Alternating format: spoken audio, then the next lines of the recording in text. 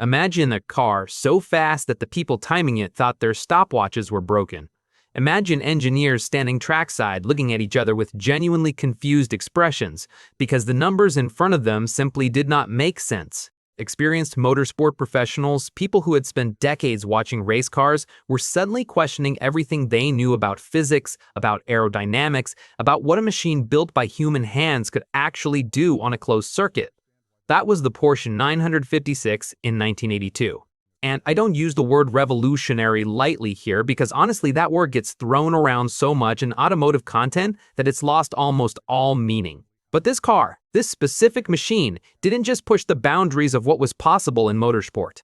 It obliterated those boundaries, drove through the wreckage, and then went back and set a lap record over it.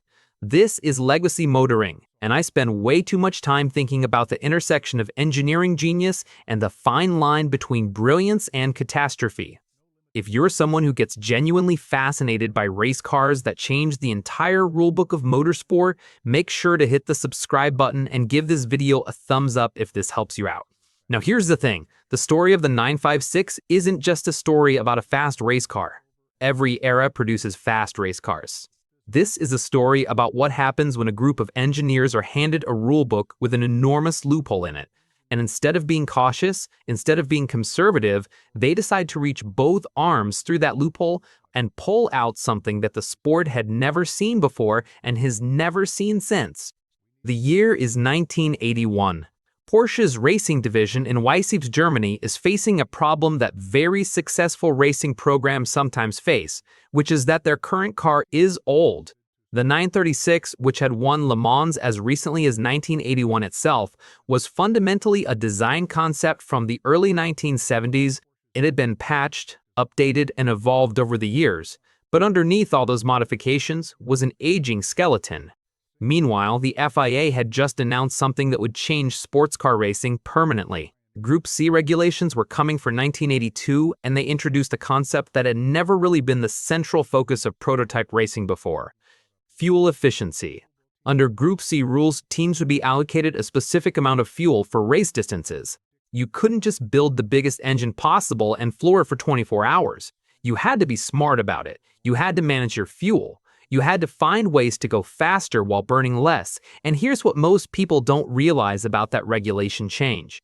The people who wrote those rules were thinking about engines. They were thinking about fuel consumption figures, about turbocharger efficiency, about thermal management. What they were not thinking carefully enough about was aerodynamics.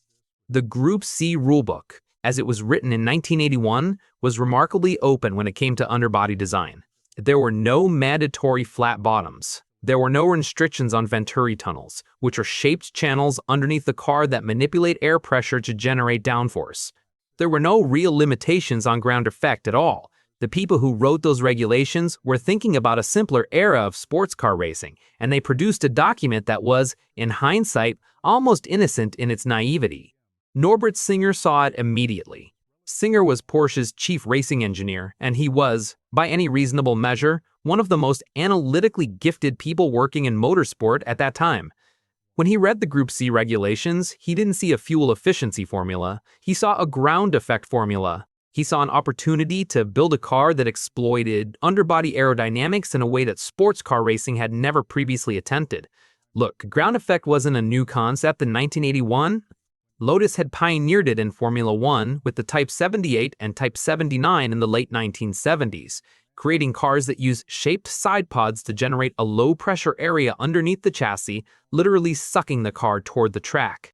Those cars had been terrifyingly fast, and Formula One had already begun restricting ground effect following several serious accidents. The technology had essentially been pushed out of the top tier of single-seater racing, but sports car racing hadn't caught up. The rulebook had no memory of what F1 had already learned, and Singer assembled a team of aerodynamicists with a brief that was almost shockingly radical for a major manufacturer. Forget everything you know about sports car aerodynamics, start from zero. The wind tunnel will tell us what this car needs to be, and everything else, the engine position, the cockpit location, the suspension geometry, every single element of this car will serve the aerodynamics. That philosophy produced something extraordinary. The 956's chassis was an aluminum monocoque, which was itself unusual for sports car racing in 1982. Most competitors were still using steel tube frames, which were heavier and less rigid. Porsche built a tub that weighed just 65 kilograms, but could withstand enormous structural loads. And that monocoque wasn't just a structural element, it formed the upper surface of a carefully engineered Venturi tunnel that ran the entire length of the car. The underfloor was where the real magic lived. While other manufacturers were focused on wings and spoilers to generate downforce, Porsche was carving precisely calculated channels into the 956's floor. These tunnels accelerated air from the nose, compressed it under the car, and expelled it at the rear. The faster the car traveled, the lower the pressure beneath it. The lower that pressure, the harder the car was pulled toward the track. At 200 miles per hour, the 956 generated over 2,000 pounds of downforce, with minimal drag penalty. Because unlike a traditional wing, which creates downforce by deflecting air and generating significant drag in the process, ground effect manipulates pressure differentials. The downforce was essentially free. Free speed, free grip. And nobody racing against Porsche in 1982 had anything remotely like it. The first time a competitor's engineer saw the 956's qualifying time at Paul Ricard in March 1982, he reportedly walked over to the Porsche garage and just stood there. Didn't say anything, just looked at the car, then walked back, because there was nothing to say. The number on the timing sheet represented a gap so large that it wasn't really a competition anymore. It was a demonstration. Jackie Ickx, the Belgian driver who had already won Le Mans 6 times and was considered one of the most technically gifted racing drivers alive, put the 956 on pole position 3.5 seconds, pole position 3.5 seconds faster than the next car. In qualifying for a sprint race, 3.5 seconds is not a margin. It's a different category of existence. It's the kind of gap you see when a modern Formula One car accidentally ends up on the same track as a vintage Formula Ford. It simply should not be possible between cars theoretically competing in the same class under the same regulations. Here's the thing about that number though. The engineers watching from the pit lane already knew. They had seen the wind tunnel data. They had run the simulations. They understood at least theoretically what the ground effect package was supposed to produce. But there is a profound difference between believing a number on a computer screen and watching it happen in real life on a real circuit with a real human being at the wheel. The 956 didn't just confirm the predictions. It validated an entire engineering philosophy that Norbert Singer had bet the program on. The race itself was, depending on your perspective, either glorious or deeply uncomfortable to witness. The 3 factory 956s finished first, second, and third, lapping the entire field multiple times. The winning car covered 1,000 kilometers at an average speed of over 120 miles per hour, including pit stops. The competition wasn't just beaten, it was methodically, almost clinically dismantled. Teams that had spent years developing their cars, that had genuine engineering talent and serious budgets, were suddenly irrelevant. Not slightly slower. Irrelevant. And then Le Mans happened. 3 months later, June 1982, the Circuit de la Sarthe, the greatest endurance race in the world. 24 hours. Roughly 3,000 miles. The race where motorsport history is made and where legends are either built or destroyed. Porsche entered 3 factory cars and 1 privateer 956. The result was so complete that it almost reads like fiction. They finished first, second, third, and fourth. The winning car, driven by Jackie Ickx and Derek Bell, completed 359 laps, breaking a distance record that had stood since 1971. They averaged 126.8 miles per hour for 24 consecutive hours. Let's just pause on that for a second.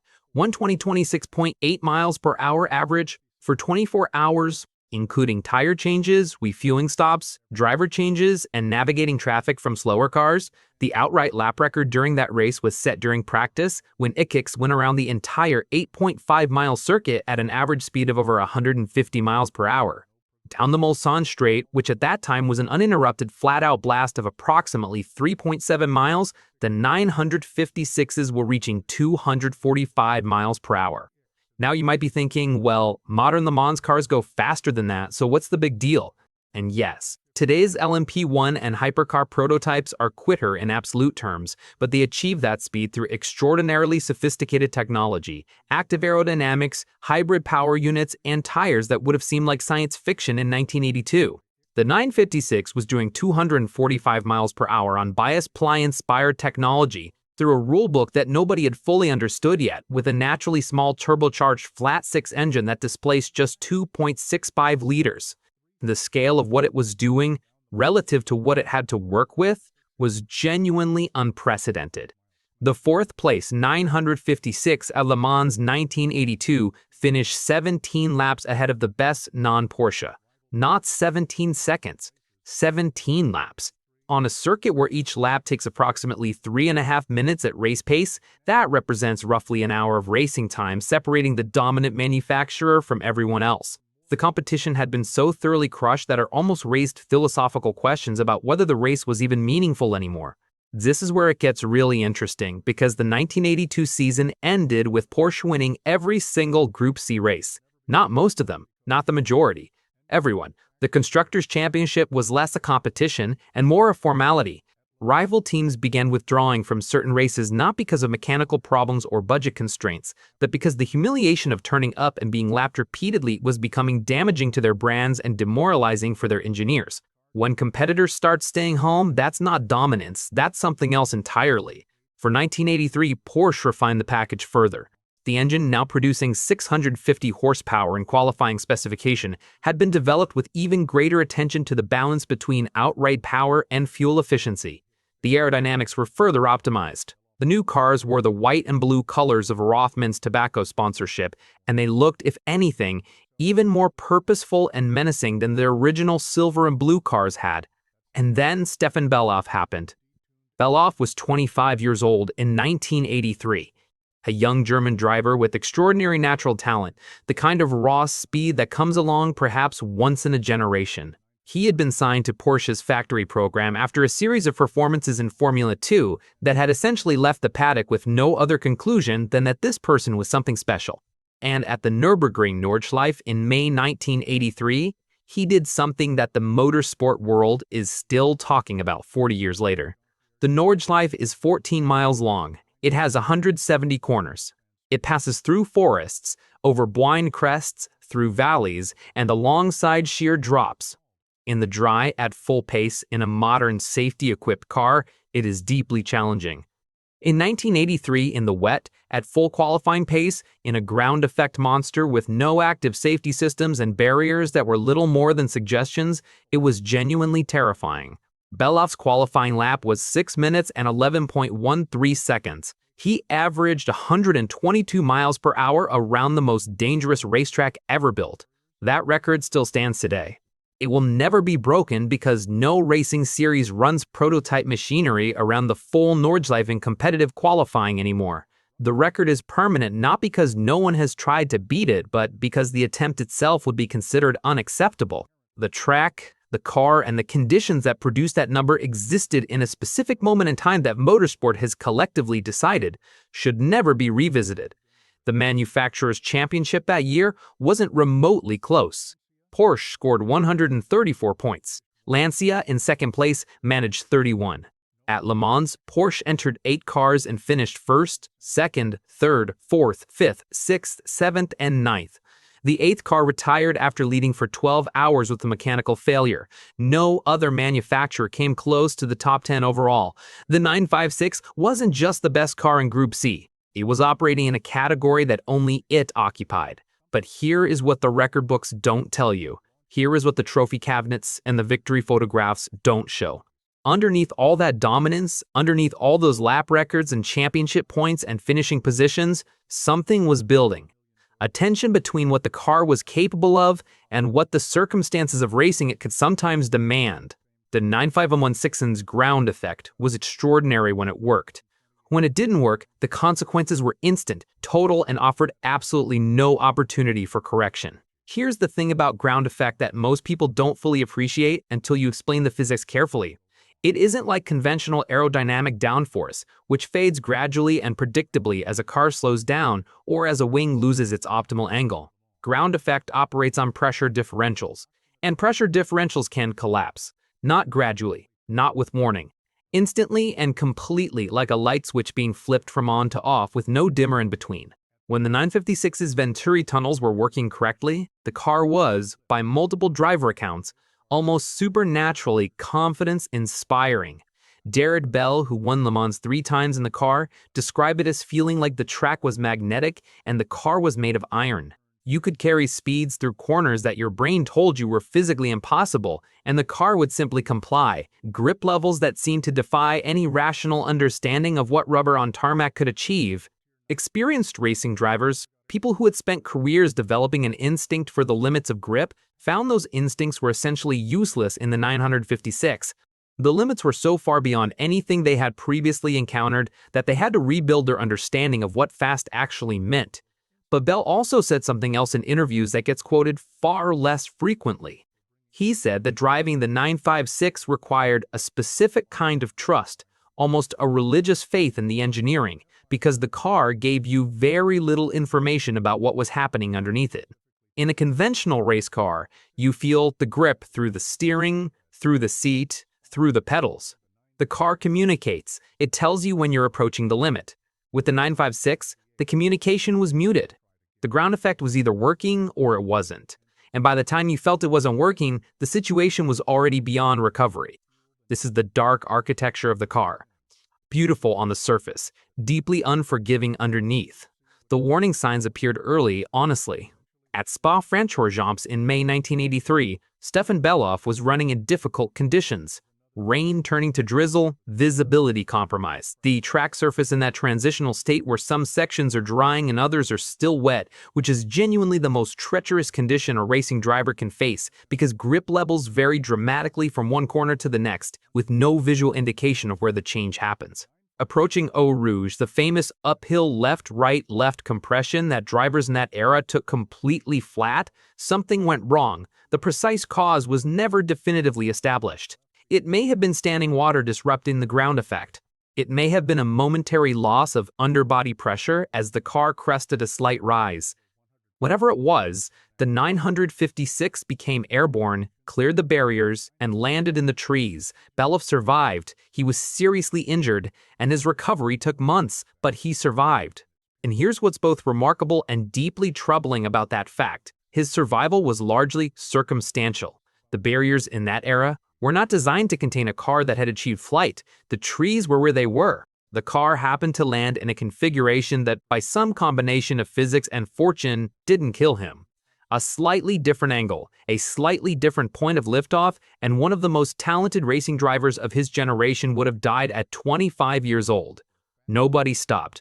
Nobody paused. The racing continued. Look, I want to be fair to the people running motorsport in 1983 because it would be easy and somewhat cheap to sit here 4 decades later and judge their decisions through the lens of everything that happened subsequently. The culture of motorsport at that time was genuinely different. Danger was considered intrinsic to the sport.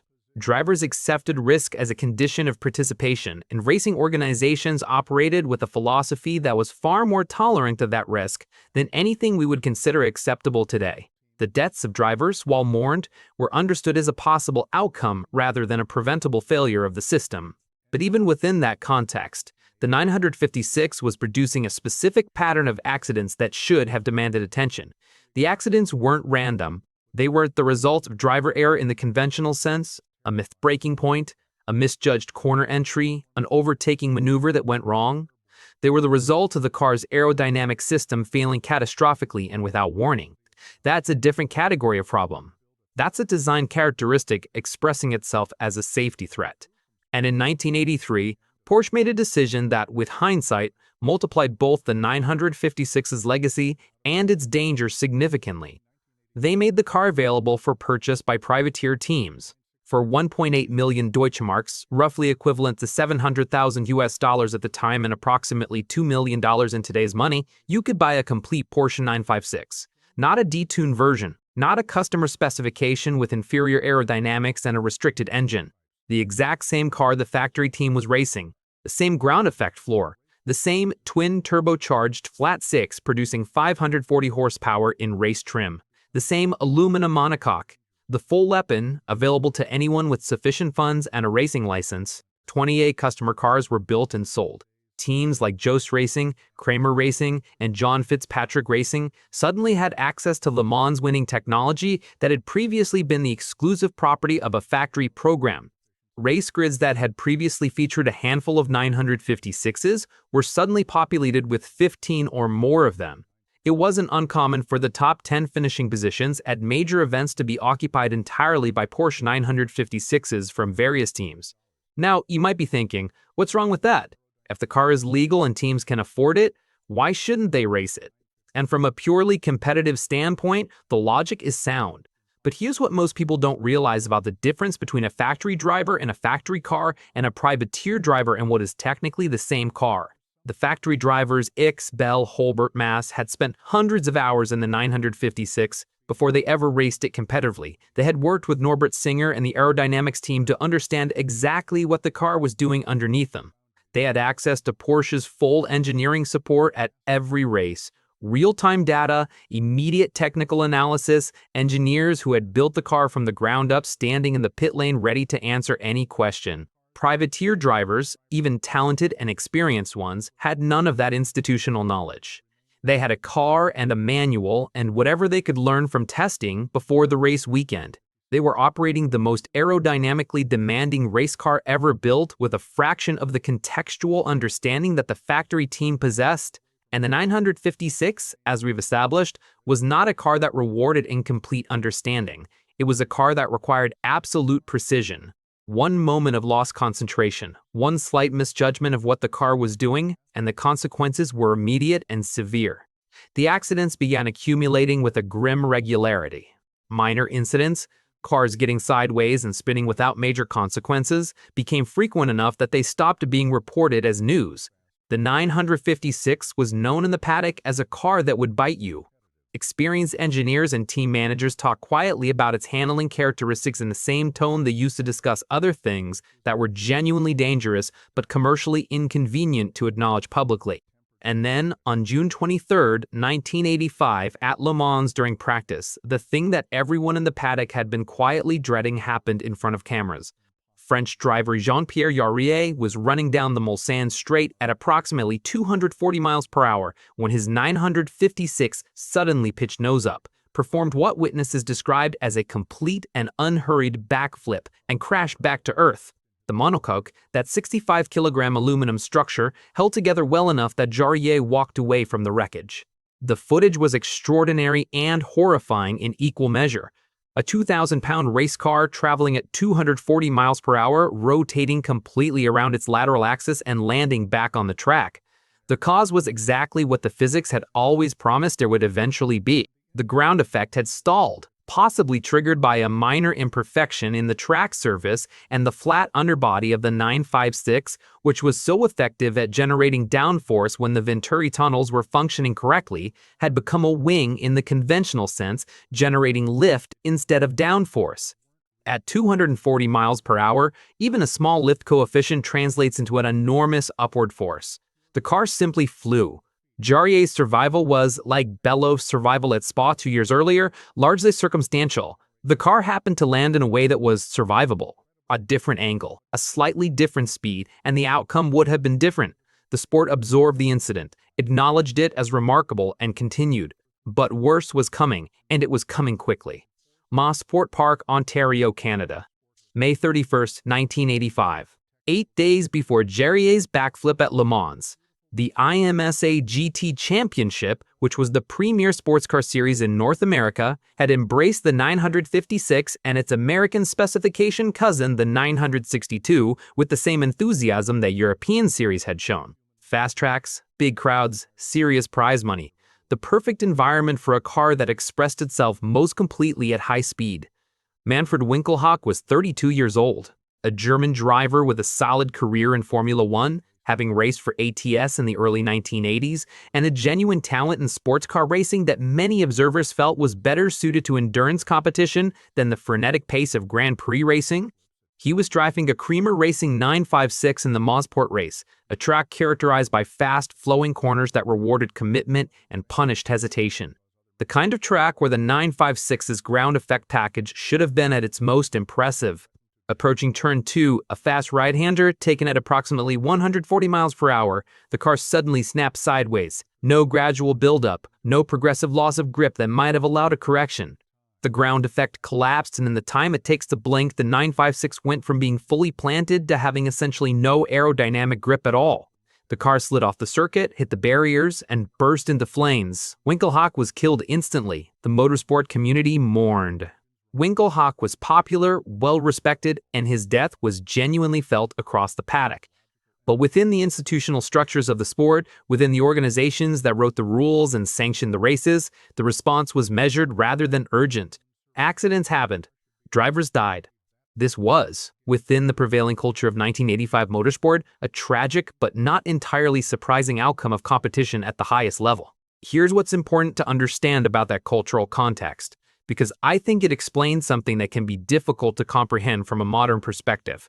The early and mid-1980s were a period when motorsport was simultaneously at its most spectacular and its most deadly.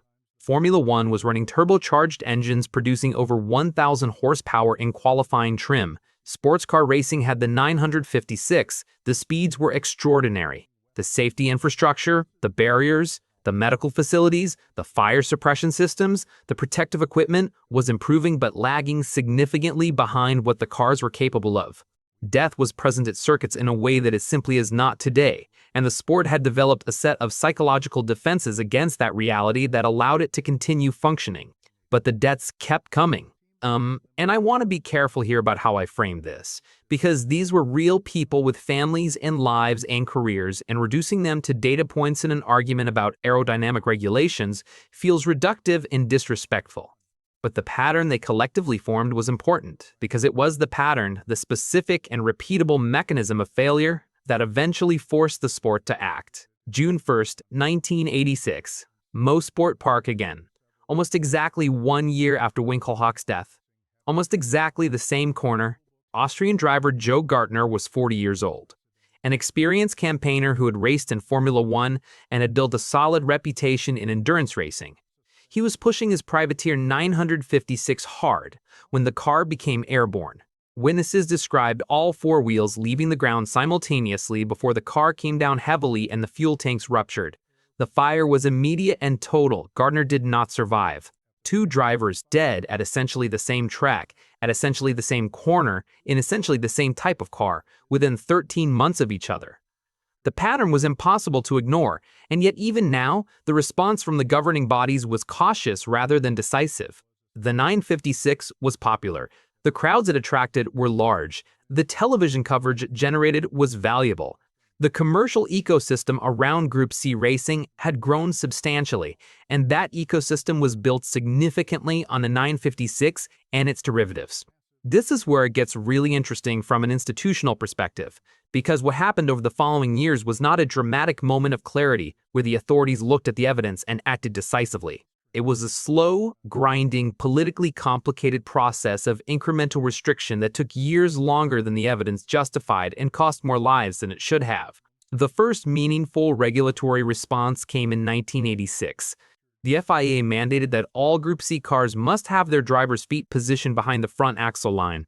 This was a direct response to the 956's design, which had the pedals ahead of the front axle, a configuration that maximized cockpit space and minimized the car's overall length, but left the driver's legs exposed in a frontal impact.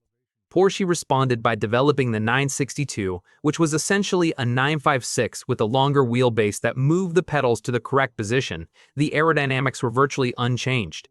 The gyrodynamics were gently unchanged. The ground effect was intact. The 962 was just as fast as the 956 it replaced. Look, the pedal position regulation was a genuine safety improvement in terms of impact protection, but it addressed the symptom rather than the cause. The fundamental characteristic that was producing airborne accidents and sudden loss of control, the binary nature or ground effect aerodynamics, was completely untouched by the new rule. The governing bodies had looked at a car that was killing people through aerodynamic instability and responded by moving the footwell. For 1988, the FIA tried a different approach. They tightened the fuel regulations further, limiting not just total fuel allocation but the rate at which fuel could be used per stint. The theory was that by forcing cars to run at reduced power for longer periods, the speeds would come down. Porsche responded with the 962C, which featured further engine development that improved efficiency so dramatically that the car could run at full competitive pace within the new fuel parameters. The 962C kept winning, the speeds didn't meaningfully decrease. And through all of this, the privateer 956s and 962s were still racing, still being driven by a wide range of drivers with varying levels of experience and varying levels of understanding about what these cars were actually doing beneath them. The factory teams had moved on to the 962, but the older 956s remained in private hands, still competitive, still fast, still fundamentally dangerous in the specific way that ground effect cars were dangerous. Stefan Bellof, the young German who had set that eternal Nürburgring record, died at Spa-Francorchamps in September 1985. He was racing a 956 in the 1,000-kilometer race, running in a fierce battle for position with Jacques Yix. Approaching Eau Rouge, the same corner where he had crashed and survived 2 years earlier, contact between the two cars sent his 956 into the barriers. He was 27 years old. He had been considered by many people in the paddock, including drivers and engineers who were not given to exaggeration, as a potential future Formula One world champion. His death hit the motorsport community harder than most, partly because of his age and his obvious talent, and partly because there was a specific and painful irony in the fact that the fastest racing driver of his generation, the man who had set a lap record that would stand forever, had been killed not by the car's aerodynamic instability, but by a racing incident at a corner he had survived before. The 956 had already tried to kill him once. It succeeded the second time through a different mechanism entirely. By 1988, the landscape of Group C racing was changing in ways that went beyond individual race results. Several manufacturers had attempted to challenge Porsche's dominance with serious engineering programs. Jaguar had returned to Le Mans with the XJR9. Mercedes-Benz was developing what would become the Sauber Mercedes-Benz, was developing what would become the Sauber Mercedes program. Toyota was beginning to explore prototype racing seriously. The competition was becoming genuine for the first time since 1982. But the regulatory environment was increasingly unstable. Teams were investing enormous resources in cars built to regulations that everyone in the paddock knew were under review. The FIA was clearly moving towards something more fundamental than fuel limits and pedal positions. The question was what, and when, and how much warning teams would receive. The answer came in 1989, and it was more dramatic than almost anyone had anticipated. The FIA's announcement in 1989 was brief, technical, and devastating in its implications. From 1991, Group C would mandate 3.5-liter naturally aspirated engines, the same basic formula as contemporary Formula One. No more turbocharged engines, no more fuel efficiency formula, no more complex boost pressure management or intercooler optimization. Just normally aspirated engines rev limited by physics rather than boost pressure, producing somewhere between 600 and 650 horsepower and a heavier, more restrictive package than anything the existing Group C cars were built around. On the surface, this looked like a straightforward technical regulation change, an engine formula update of the kind that motorsport governing bodies implement periodically to refresh competition and encourage new manufacturers.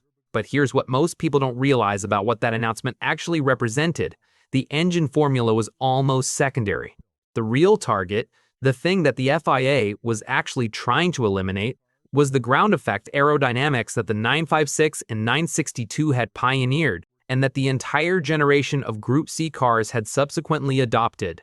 The new regulations included mandatory underbody profiles that essentially prohibited full-length Venturi tunnels.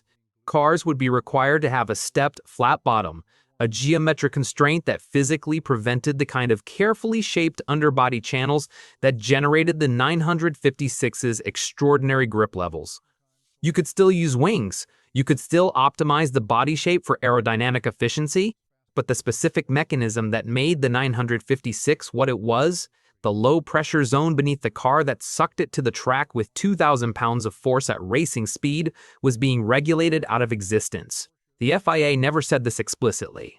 The official communications framed everything in terms of the engine formula and cost reduction and encouraging new manufacturer participation.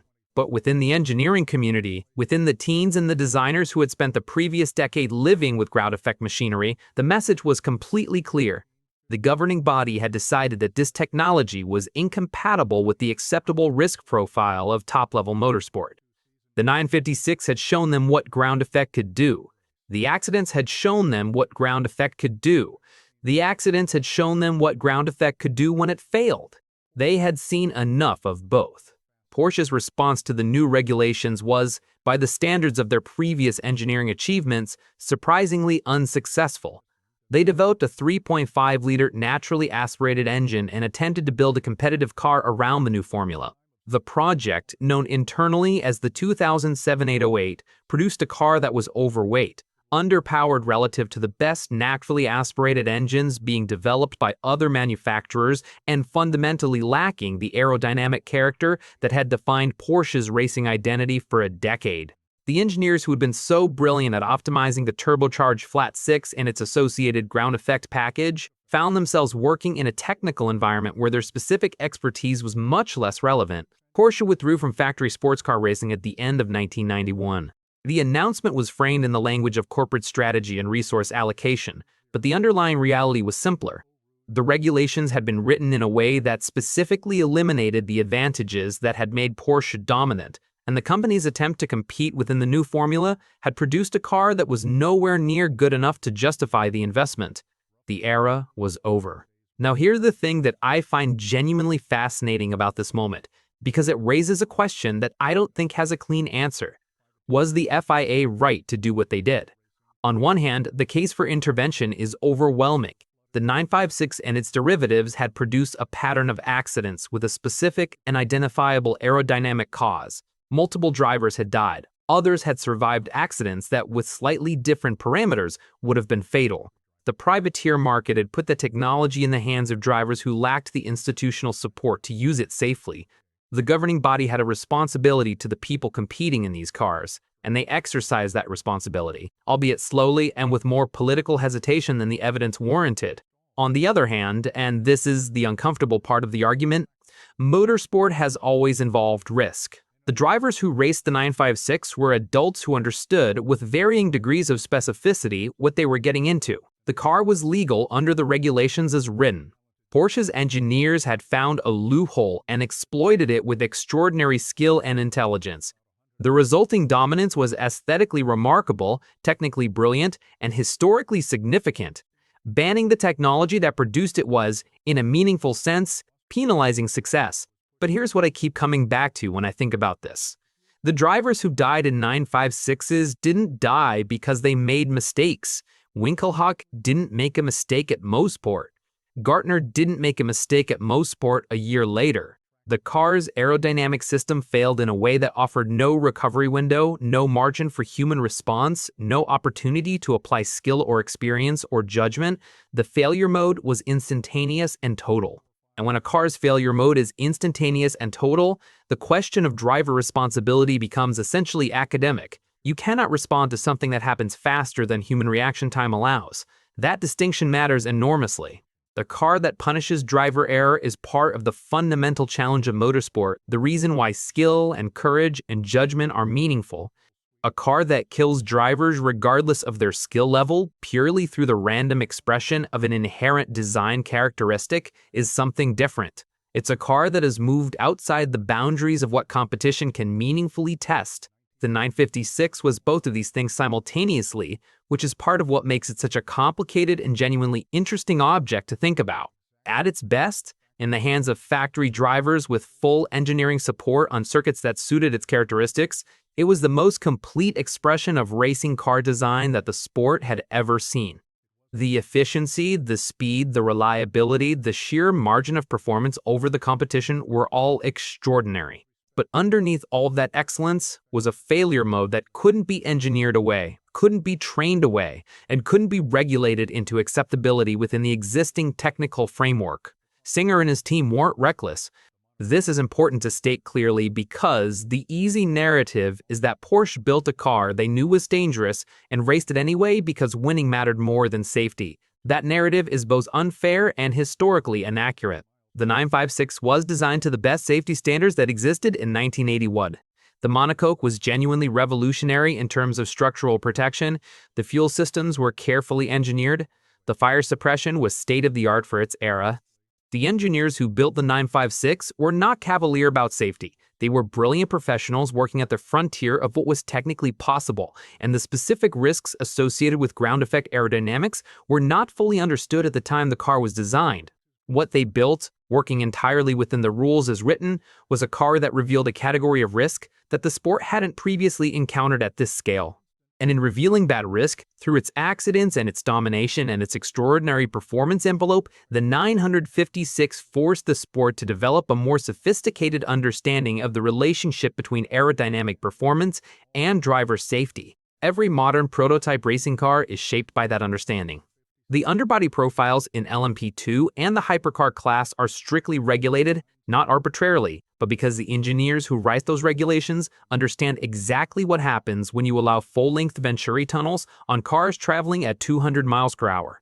The step flat bottom that the FIA mandated in 1991 is still, in its basic principles, present in the regulations today. The 956 is why. There is a specific quality that the greatest objects in any field possess, and it's difficult to articulate precisely, but you recognize it immediately when you encounter it. It's the quality of being completely and utterly of their moment while simultaneously feeling timeless. The Porsche 956 has that quality in abundance. Look at photographs of it from 1982, and then look at photographs of it from a 82, and then look at photographs of it from a historic racing event last year. It doesn't look like a 40-year-old car. It looks like something that arrived slightly ahead of schedule and has been waiting patiently for the rest of the world to catch up. The numbers that define its competitive record are almost absurd in their completeness. Between 1982 and 1991, the 956 and its direct descendant, the 962, won Le Mans 7 times. They captured 5 World Sports Car Championships, 5 IMSA GT Championships, and 3 Interserie Championships, Over 150 major international victories across 9 seasons of competition. No other racing car in the history of motorsport has dominated the major category for that length of time by that margin. Not the Ferrari 3TEL PB, not the Ford GT for Tom Germonens, the McLaren F1 GTR. Nothing comes close to the sustained, comprehensive, almost contemptuous dominance that the 956 and its derivatives exercised over sports car racing throughout the 1980s. The surviving cars reflect that legacy in financial terms that would have seemed fantastical to the engineers who built them. Factory cars with verified Le Mans victory history sell for between $5 and $10 million on the rare occasions they come to market. Even privateer cars without significant race history command $2 to $3 million. These are not museum pieces being sold to collectors who want something interesting to display. These are machines that are still raced in historic competition, still generating the sounds and sensations that made them famous, still faster than almost everything they share a circuit with regardless of era. And watching a 956 at a historic racing event is genuinely one of the more unusual experiences available to a motorsport enthusiast. The visual impression hits you first. The proportions are so low and wide and purposeful that the car looks almost aggressive, simply sitting stationary in the pit lane. Then it moves, and the turbos spool up, and the sound is unlike anything a modern racing car produces. It's not the clean, high-frequency scream of a naturally aspirated engine at the limit of its rev range. It's something more complex and more visceral, a layered combination of mechanical noise and turbo whine and wastegate chatter that sounds frankly industrial, like a very fast factory rather than a racing car. But here's what strikes you most if you know the history. There's a faint but unmistakable sense of danger that these cars carry even now, even running reduced boost and with modified underbody aerodynamics that limit the ground effect to something more manageable.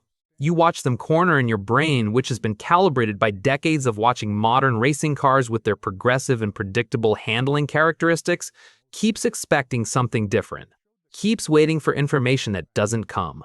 The 956 is still, even in its neutered historic specification, a car that communicates on its own terms rather than yours. The technical innovations that the 956 pioneered have become so thoroughly embedded in motorsport that most people who follow racing today have no idea where they came from. The carbon and aluminum composite monocoque that is now standard equipment in every serious racing car was a revolutionary concept when Porsche used it in 1981. the fully digital engine management system that optimized fuel injection and ignition timing in real time, considered extraordinary in 1982, is now so commonplace that it appears in road cars costing $30,000.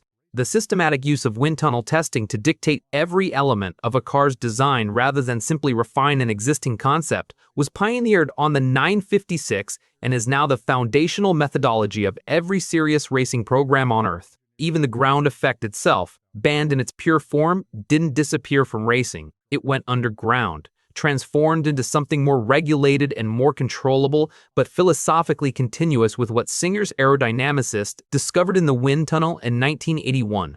Modern Formula One cars use carefully regulated underbody aerodynamics to generate a significant proportion of their downforce.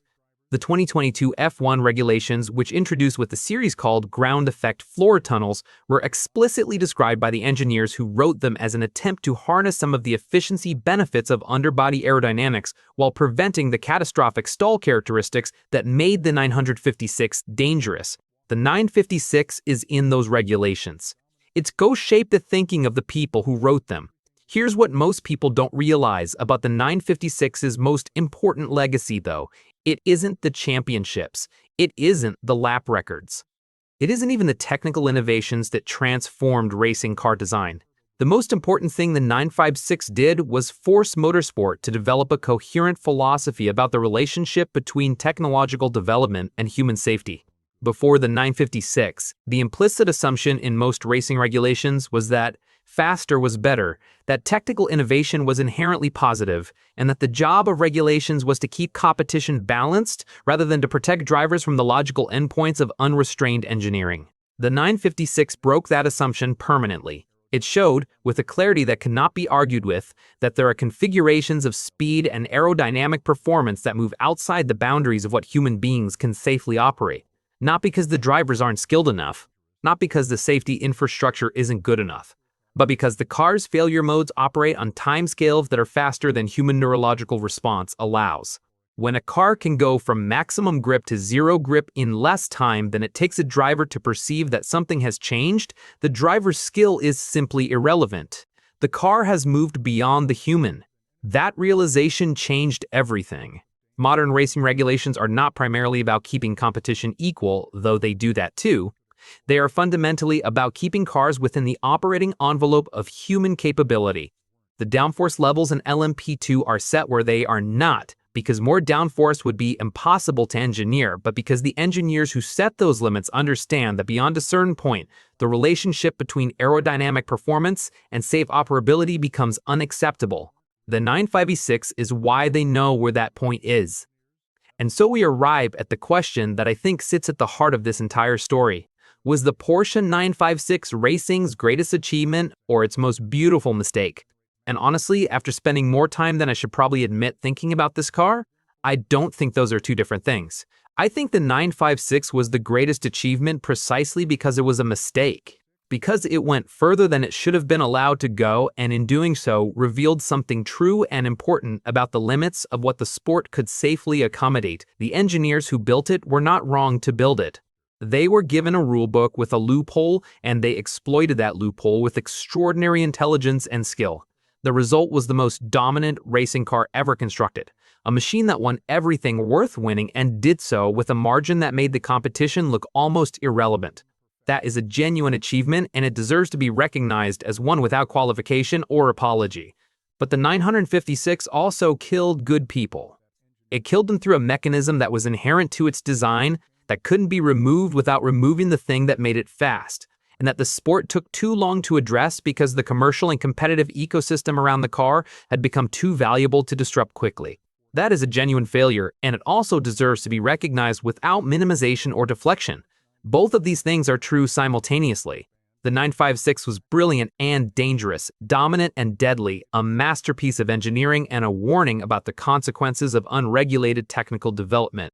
It changed motorsport permanently, and it cost lives in the process of doing so.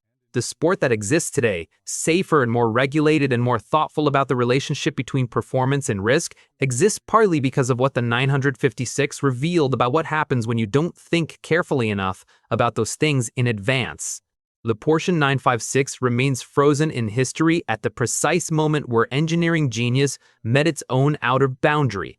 The fastest, most dominant, most aerodynamically sophisticated prototype ever to compete in motorsport. A car that rewrote the record books, transformed the technical landscape of racing, and ultimately proved that some achievements are too complete for their own survival. In the end, it wasn't beaten by a competitor. It was retired by the sport itself, which had finally learned enough from watching it to understand why nothing like it should ever be allowed to exist again. That's the real legacy of the 956. Not the real legacy of the 956, not the lap records, not even the technical innovations. The legacy is the lesson. And 40 years later, every time a racing engineer proposes something radical and a regulator pauses to think carefully about what the failure modes look like, that lesson is being applied. The 956 is still teaching, it just does it from behind glass now.